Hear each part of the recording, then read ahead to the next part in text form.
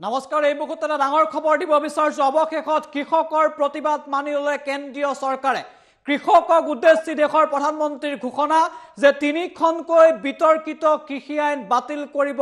কেন্দ্ৰীয় চৰকাৰে তিনিখনকৈ কৃষি আইন প্ৰত্যাহাৰৰ সিদ্ধান্ত গ্ৰহণ কৰিছে কেন্দ্ৰীয় চৰকাৰে দেশবাসীক উদ্দেশ্যি এটা বৃহৎ ঘোষণা কৰিছে প্ৰধানমন্ত্ৰী নৰেন্দ্ৰ মোদীয়ে অৱশেষত কৃষকৰ প্ৰতিবাদ মানি ললে অসম চৰকাৰে কৃষকৰ দাবী মানি ললে ভাৰত চৰকাৰ আৰু প্ৰধানমন্ত্ৰী মোদীয়ে দেশবাসীক উদ্দেশ্যি এটা বৃহৎ ঘোষণা কৰিছে এই মুহূৰ্ত বিগ ব্ৰেকিং আমি টাইমটো দৰ্শকসকলৰ বাবে লৈ আহিছো কেন্দ্ৰীয় চৰকাৰৰ এটা বৃহৎ ঘোষণা আন্দোলনকাৰী কৃষকৰ দাবী মানি ললে কেন্দ্ৰীয় চৰকাৰে আন্দোলনকাৰী কৃষকৰ দাবী মানি ললে কেন্দ্ৰীয় চৰকাৰে তিনিখনকৈ বিতৰ্কিত কৃষি আইন প্ৰত্যাহাৰৰ সিদ্ধান্ত কেন্দ্ৰীয় চৰকাৰৰ বৃহৎ সিদ্ধান্ত গ্ৰহণ কৰিছে কেন্দ্ৰীয় চৰকাৰে দেশবাসীক এই উদ্দেশ্যে এটা বৃহৎ ঘোষণা কৰিছে প্ৰধানমন্ত্ৰী নৰেন্দ্ৰ মোদীয়ে দেশবাসীক উদ্দেশ্যে প্ৰধানমন্ত্ৰী নৰেন্দ্ৰ মোদীৰ এটা বৃহৎ ঘোষণা আন্দোলনকাৰী কৃষকক ঘৰলৈ উভতি যাবলৈ আহ্বান জনাইছে দেশৰ প্ৰধানমন্ত্ৰী নৰেন্দ্ৰ মোদীয়ে দেশজুৰি প্ৰতিবাদ চলিছিল কৃষকৰ প্ৰতিবাদ হৈছিল আৰু সেই প্ৰতিবাদৰ মাজতে এটা বৃহৎ ঘোষণা কৰিছে প্ৰধানমন্ত্ৰী নৰেন্দ্ৰ মোদীয়ে কৃষকক সকলো আন্দোলন প্ৰত্যাহাৰ কৰিবলৈ আহ্বান জনাইছে দেশৰ প্ৰধানমন্ত্ৰী নৰেন্দ্ৰ মোদীয়ে এই মুহূৰ্তত এটা বিগ ব্ৰেকিং আমি টাইম এইটো দৰ্শকসকলৰ বাবে লৈ আহিছো যে আহক আমি এটা নতুন যুগৰ আৰম্ভণি কৰোঁ বুলি মন্তব্য কৰিছে প্ৰধানমন্ত্ৰী নৰেন্দ্ৰ মোদীয়ে অৱশেষত কৃষকৰ দাবী প্ৰধানমন্ত্ৰী মোদীয়ে মানি লৈছে কেন্দ্ৰীয় চৰকাৰে মানি লৈছে 2020 চনত তিনিখনকৈ কৃষি আইনৰ পোষকতা কৰিছিল কেন্দ্ৰীয় চৰকাৰে তাৰ পাছতে দেশজুৰি প্ৰতিবাদ হৈছিল কৃষকৰ প্ৰতিবাদত দেশ অচল হৈ পৰিছিল ভিন্ন প্ৰান্তত কৃষকে প্ৰতিবাদ সাব্যস্ত কৰিছিল উত্তাল পৰিস্থিতিৰ সৃষ্টি হৈছিল আৰু আজিও কৃষকসকলে আন্দোলন অব্যাহত ৰাখিছে আৰু কৃষকৰ আন্দোলনৰ মাজতে বৃহৎ ঘোষণা কৰিছে প্ৰধানমন্ত্ৰী নৰেন্দ্ৰ মোদীয়ে উল্লেখ কৰিছে যে তিনিখনকৈ বিতৰ্কিত কৃষি আইন প্ৰত্যাহাৰৰ সিদ্ধান্ত গ্ৰহণ কৰিছে কেন্দ্ৰীয় চৰকাৰে অৱশেষত দেশজুৰি যি কৃষকৰ প্ৰতিবাদ হৈছিল সেই কৃষকৰ প্ৰতিবাদ কেন্দ্ৰীয় চৰকাৰে মানি লৈছে মোদী চৰকাৰে মানি লৈছে আৰু দাবী মানি লৈ বৃহৎ ঘোষণা কৰিছে যে তিনিখনকৈ বিতৰ্কিত কৃষি আইন প্ৰত্যাহাৰৰ সিদ্ধান্ত গ্ৰহণ কৰিছে কেন্দ্ৰীয় চৰকাৰে কৃষকক ঘৰলৈ উভতি যাবলৈ আহ্বান জনাইছে প্ৰধানমন্ত্ৰী মোদীয়ে দেশবাসীক সম্বোধন কৰি কৃষকক সকলো আন্দোলন প্ৰত্যাহাৰ কৰিবলৈ আহ্বান জনাইছে প্ৰধানমন্ত্ৰী মোদীয়ে আৰু এই মুহূৰ্তত দেশবাসীক উদ্দেশ্যি প্ৰধানমন্ত্ৰী মোদীৰ বৃহৎ ঘোষণাৰ মন্তব্য আমাৰ আহি পৰিছে এই বৃহৎ ঘোষণা এই মুহূৰ্তত শুনাব বিচাৰিছো आज मैं आपको पूरे देश को ये बताने आया हूं कि हमने 3 कृषि कानूनों को वापस लेने का रिपील करने का निर्णय लिया है इस महीने के अंत में शुरू होने जा रहे संसद सत्र में इसी महीने में हम तीनों कृषि कानूनों को रिपील करने की संवैधानिक प्रक्रिया को पूरा कर देंगे साथियों मैं आज अपने सभी आंदोलनरत किसान साथियों से आग्रह कर रहा हूं आज गुरु पर्व का पवित्र दिन है अब आप अपने अपने घर लौटे अपने खेत में लौटे अपने परिवार के बीच लौटे आइए एक नई शुरुआत करते हैं नए सिरे से आगे बढ़ते हैं साथियों आज ही सरकार ने कृषि क्षेत्र से जुड़ा एक और अहम फैसला लिया है जीरो बजट खेती यानी प्राकृतिक खेती को बढ़ावा देने के लिए देश की बदलती आवश्यकताओं को ध्यान में रखकर क्रॉप पैटर्न को वैज्ञानिक तरीके से बदलने के लिए एमएसपी को और अधिक प्रभावी और पारदर्शी बनाने के लिए ऐसे सभी विषयों पर भविष्य को ध्यान में रखते हुए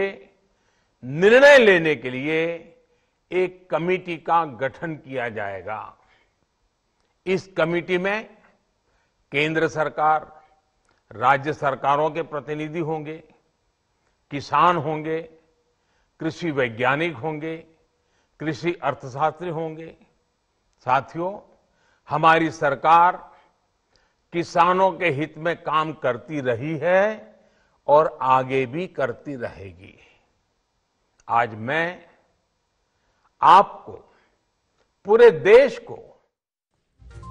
আৰু এই মুহূৰ্তৰ সভাটোকৈ ডাঙৰ খবৰ আমি টাইম 8 দৰ্শকসকলক জনাইছো যে আন্দোলনকাৰী কৃষকৰ দাবী অৱশেষত কেন্দ্ৰীয় চৰকাৰে মানি লৈছে। তিনিখনকৈ বিতৰ্কিত কৃষি আইন প্ৰত্যাহাৰৰ সিদ্ধান্ত গ্ৰহণ কৰিছে কেন্দ্ৰীয় চৰকাৰে। দেশৰ প্ৰধানমন্ত্ৰী নৰেন্দ্ৰ মোদীয়ে দেশবাসীক উদ্দেশ্যে বৃহৎ ঘোষণা কৰিছে যে তিনিখনকৈ যি বিতৰ্কিত কৃষি আইন আছিল সেই কৃষি আইন প্ৰত্যাহাৰৰ সিদ্ধান্ত গ্ৰহণ কৰিছে ভাৰত চৰকাৰে। আৰু সকলো কৃষকক আন্দোলন স্থগিত ৰাখি ঘৰলৈ উভতি যাবলৈ আহ্বান জনাইছে দেশৰ প্ৰধানমন্ত্ৰীগৰাকীয়ে। আন্দোলন প্ৰত্যাহাৰ কৰি খেতি পথাৰলৈ উভতি যাবলৈ আহ্বান জনাইছে প্ৰধানমন্ত্ৰীগৰাকীয়ে। আমি এই খবৰ ইতিমধ্যে জনাইছো যে সমগ্ৰ দেশ জোকাৰি গৈছিল কৃষকৰ প্ৰতিবাদে। বিভিন্ন প্ৰান্তত আজিও প্ৰতিবাদ অব্যাহত আছে। তিনিখনকৈ কৃষি আইন বাতিলৰ দাবীত ৰাজপথলৈ ওলাই আহিছিল হাজাৰ হাজাৰ কৃষক আৰু বিভিন্ন প্ৰান্তত ভয়ংকৰ ৰূপ ধাৰণ কৰিছিল প্ৰতিবাদে। আৰু সেই প্ৰতিবাদে দেশ জোকাৰি গৈছিল আৰু বিভিন্ন প্ৰান্তত বিক্ষিপ্ত ঘটনা হৈছিল। দিল্লী পৰ্যন্ত এই প্ৰতিবাদত কঁপি উঠিছিল, কৃষকৰ প্ৰতিবাদত কঁপি উঠিছিল ৰাজধানী দিল্লী চহৰ পৰ্যন্ত। পাঞ্জাৱ হাৰিয়ানাত ভয়ংকৰ ৰূপ ধাৰণ কৰিছিল কৃষকৰ প্ৰতিবাদে। আৰু সেই কৃষকৰ উত্তাল প্ৰতিবাদৰ মাজতে অৱশেষত কৃষকৰ দাবী মানি লৈছে কেন্দ্ৰীয় চৰকাৰে। এটা বৃহৎ ঘোষণা কৰিছে দেশৰ প্ৰধানমন্ত্ৰী নৰেন্দ্ৰ মোদীয়ে, য'ত তেওঁ উল্লেখ কৰিছে যে কৃষকৰ যি দাবী আছিল বা তিনিখনকৈ কৃষি আইন বাতিলৰ যি দাবী আছিল সেই তিনিখনকৈ কৃষি আইন অৱশেষত প্ৰত্যাহাৰৰ সিদ্ধান্ত গ্ৰহণ কৰিছে মোদী চৰকাৰে।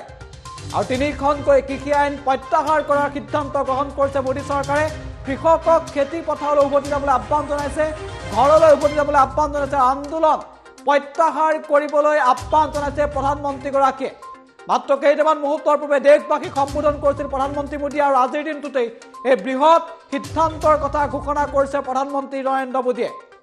আৰু কৃষকৰ প্ৰতিবাদে কেনেধৰণে ভয়ংকৰ ৰূপ ধাৰণ কৰিছে নিশ্চিতভাৱে প্ৰতিগৰাকী ভাৰতীয়ৰ মনত আছে, কাৰণ এক ভয়ংকৰ প্ৰতিবাদ হৈছিল সমগ্ৰ দেশজুৰি। আৰু এই প্ৰতিবাদে কেনেধৰণৰ ৰূপ লৈছিল সেয়াও প্ৰতিগৰাকী ভাৰতীয়ই দেখিছে। আৰু সেই ভয়ংকৰ ৰূপৰ মাজতেই এটা বৃহৎ ঘোষণা কৰিছে যে কৃষকৰ দাবী অৱশেষত ভাৰত চৰকাৰে মানি লৈছে আৰু তিনিখনকৈ কৃষি আইন বাতিলৰ প্ৰত্যাহাৰৰ সিদ্ধান্ত গ্ৰহণ কৰিছে ভাৰত চৰকাৰে। আৰু তিনিখনকৈ কৃষি আইন প্ৰত্যাহাৰক লৈ প্ৰধানমন্ত্ৰী মোদীৰ বৃহৎ ঘোষণা। আমি প্ৰথমতে পুনৰবাৰ প্ৰধানমন্ত্ৰী মোদীৰ মন্তব্য আগবঢ়াইছো। आज मैं आपको, पूरे देश को ये बताने आया हूं कि हमने 3 कृषि कानूनों को वापस लेने का, रिपील करने का निर्णय लिया है। इस महीने के अंत में शुरू होने जा रहे संसद सत्र में, इसी महीने में हम तीनों कृषि कानूनों को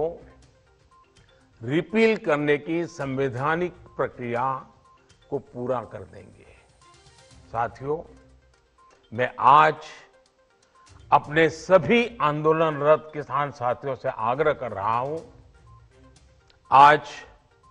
गुरु पर्व का पवित्र दिन है। अब आप अपने अपने घर लौटे, अपने खेत में लौटे, अपने परिवार के बीच लौटे। आइए एक नई शुरुआत करते हैं, नए सिरे से आगे बढ़ते हैं। साथियों, आज ही सरकार ने कृषि क्षेत्र से जुड़ा एक और अहम फैसला लिया है। जीरो बजट खेती यानी प्राकृतिक खेती को बढ़ावा देने के लिए देश की बदलती आवश्यकताओं को ध्यान में रखकर क्रॉप पैटर्न को वैज्ञानिक तरीके से बदलने के लिए एमएसपी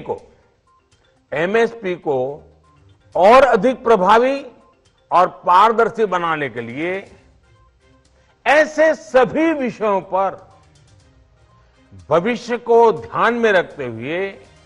निर्णय लेने के लिए एक कमेटी का गठन किया जाएगा। इस कमेटी में केंद्र सरकार, राज्य सरकारों के प्रतिनिधि होंगे, किसान होंगे, कृषि वैज्ञानिक होंगे, कृषि अर्थशास्त्री होंगे। साथियों, हमारी सरकार किसानों के हित में काम करती रही है और आगे भी करती रहेगी।